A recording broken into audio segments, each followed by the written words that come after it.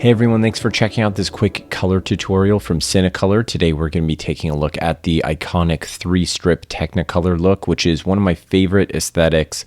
You know it from films like Wizard of Oz and other classic Hollywood films that used this technique, which involved putting a prism in front of the lens to split the light into 3 different channels, basically red, green, and blue.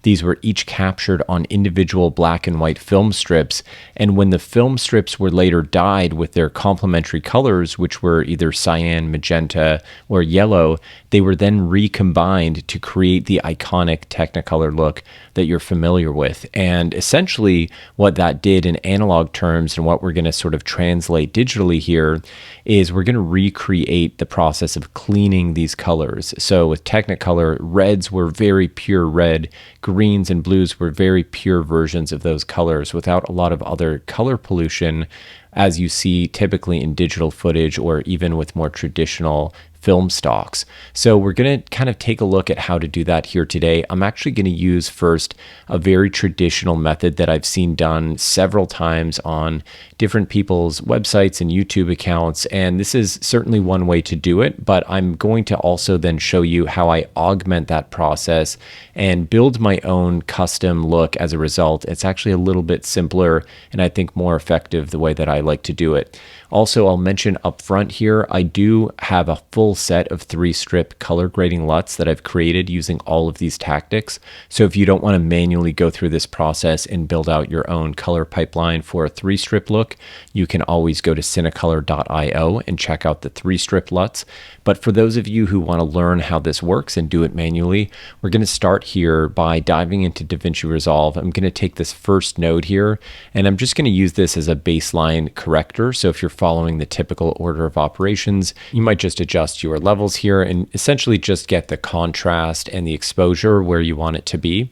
And then from there, I'm actually going to delete this link here. So now we're going to right click here, add node, and we're going to select corrector, and we're going to do that 2 more times. So we're going to in total create 3 new nodes, and these are effectively going to be our red, green, and blue channels. So we can now attach those here and link them to our main primary node where we made those exposure adjustments. And we'll go to the top one here, which is going to be red. We're going to click over to our RGB mixer. We're going to uncheck preserve luminance, which is a very important step. If you don't do this, you'll have all sorts of issues down the road. And we're going to take the other colors, green and blue, down to 0. And we're only going to have red at 1 for all 3, both in the red output, green output, and blue output on this channel. You're going to have red all the way up and the other 2 colors, green and blue, all the way down to 0. And you're going to do the same thing for green. So we're going to take red all the way down, and we're going to make sure that we have green at number 1 across the board.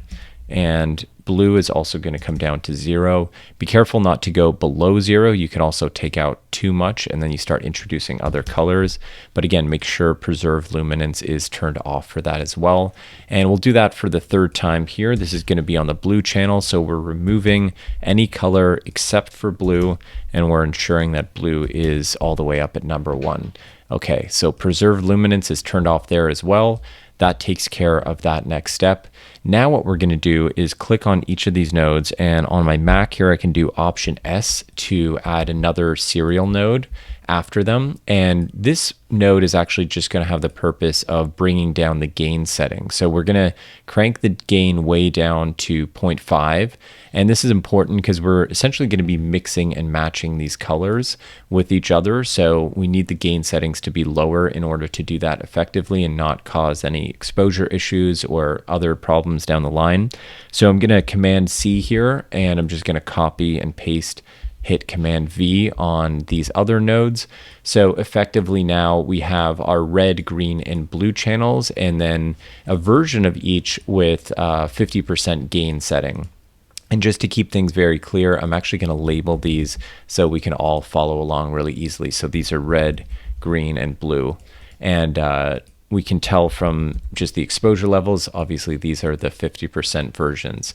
Next, we're going to add 3 more nodes, and these are all going to be layer mixer nodes. So we'll go ahead, right click, add node, and then select layer mixer, and then right click on each of them again and change the composite mode to subtract. So these are going to be used to actually subtract different color tones from each of these individual film strips, if you want to think of them that way. And you'll notice that these went monochrome, these went black and white, which is exactly what we want. As I mentioned at the top, in the film days, these were actual black and white strips that looked different because they were exposed based on only the red light, the green light, or the blue light. So essentially, we're emulating that exact same analog process, just using these digital tools.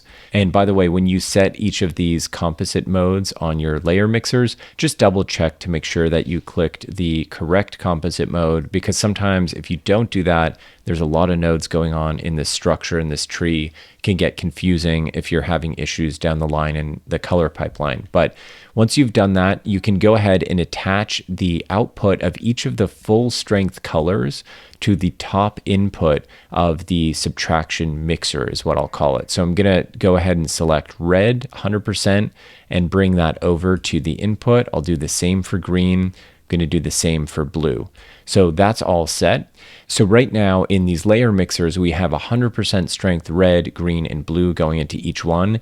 And we want to subtract using the bottom input one of these colors. So the correct math behind this and the correct setup based on that original Technicolor process is to take the red at 50% gain strength and drag that down to the input on the green, which is going to subtract that and clean the green color.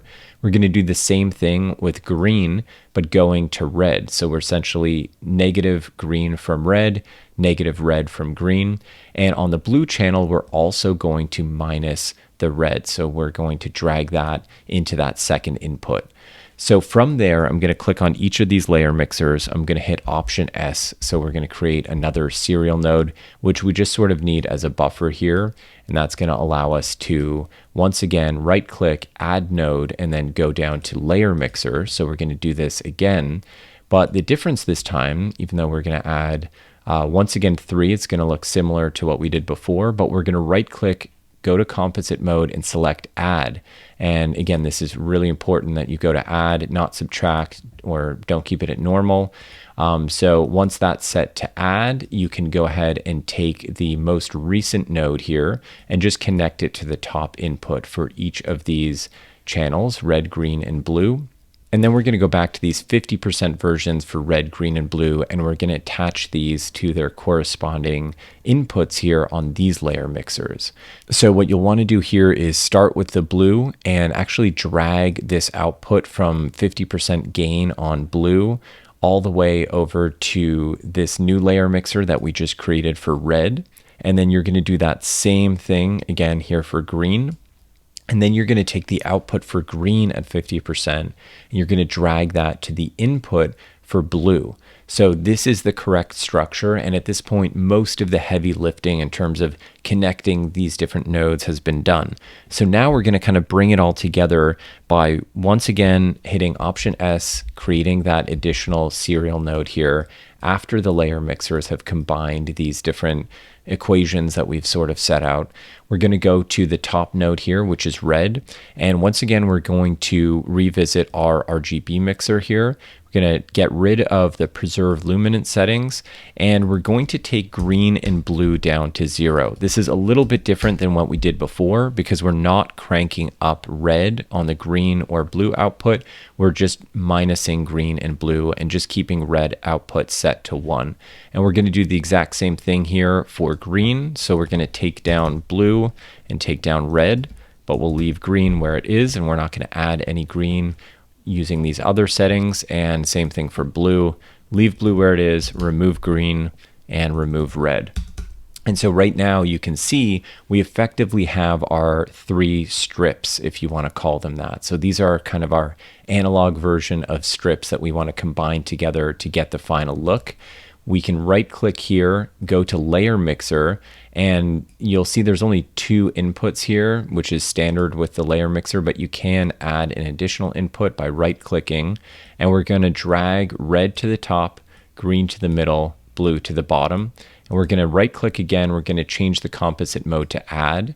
And now when we connect this node to our final output, we have our Technicolor image. So I'm going to go full screen here for you, and I will undo that just so you can see this is kind of what it looks like with no grade, and then this is what it looks like with the digital Technicolor look. And this is the version that you're going to see most commonly online, is essentially going to give you some version of this look and this node structure. And in my opinion, this gets you a lot of the way there, but it is by no means perfect, and it takes a lot of additional stylistic design in terms of your color palette to really get it looking like true Technicolor film. To me, it almost looks more like a 2-strip look than a 3-strip look, and that's not what I'm going for. So one of the workflows that I've experimented with and have been really happy with the results of is simply to eliminate these additional inputs that are going into these mixers. So I'm going to go ahead and I'm going to delete all of these additions here. So this is the blue channel going into red. This is the blue channel going into green. And this is going to be the green channel going into blue. And right off the bat, you're of course going to notice that the exposure levels come way down. And that can be corrected for. But the other thing that you might notice is that there's a lot more saturation in this image, and the type of saturation looks very different, and to me a lot more reminiscent of true motion picture film. Especially, you could see even while it's severely underexposed here, you could see her fingers are very much popping in terms of color. There's a lot of red tones in there, and that's the kind of stuff that Technicolor is known for, those very vibrant colors that just kind of pop right off the screen. So after this layer mixer, I'm going to Option S to create one more serial node, and this is going to correct these exposure issues. So I'm going to just take my offset wheel and crank this up significantly just to bring it up a couple of stops. And depending on the look that you're going for, if you like those sort of milky shadows and a bit more of a vintage tone to it, that might basically just do the trick, and you can kind of see the difference here. By the way, I'm going to take a still of this so we can compare and contrast these in a moment. And let's just for a moment go back to our previous look, and then we'll come back to our kind of work in progress, our Technicolor version. So from here, what I would probably do, because I don't necessarily want this shot to be as milky and as faded as it looks, is I'm going to add a little bit more contrast just by selectively boosting the highlights, crushing the shadows a little bit, balancing that with some mid-tone adjustments. And then I'm also going to desaturate it, and I'll show you why in a second, but let's desaturate it to start. And this is going to show us that we can still have room to add some more contrast, because we don't have to be obviously worried about introducing too much saturation. We can dial that up or down to taste. So I'm going to add some more contrast there. And I'm actually going to desaturate it further. I like to use this color slice saturation setting, which is much more effective at saturating images and maintaining the color density when you're doing so. So I'm going to turn that up a little bit. I'm going to turn the regular saturation down and just try to find kind of a balance that works. So this might be in and around where I want it to be. I could probably go a little more saturated. Maybe I would warm it up just a touch. And if I now take a screenshot of this look, and then we compare and contrast these 3 different versions. So that's kind of the standard 3-strip look that you're going to find most places without any additional correction. And again, technically the math seems to check out on this, but just to my eye, it does not look correct. And then here is my version, which is going to have a lot more vivid saturation. And again, you can kind of dial that up or down to taste. And here's our kind of alternate, milkier, flatter version of that, which some people may like. But it's funny, when you go to this, it almost looks more like a 2-strip or a bleach bypass look in comparison. So again, this is just sort of what I found to work well. Now that I'm seeing it, I'd probably dial the saturation down a touch more. I'd probably add a little magenta to the shadows just to get rid of some of the green. And something like this might be my final look, which personally I'm really happy with.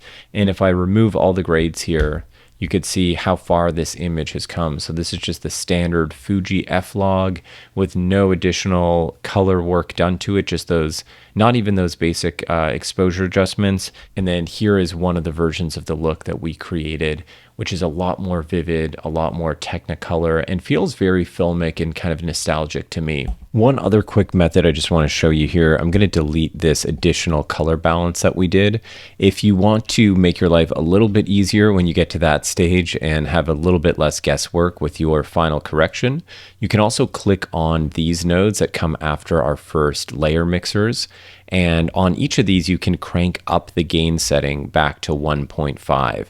So it's going to look a little bit funny while I do these individually, but you'll see the full color spectrum will come back. This is essentially just kind of mitigating some of the exposure that we lost from those first nodes when we brought the gain settings down to 0.5. So by bringing them back up to 1.5, we're kind of restoring a lot of that exposure.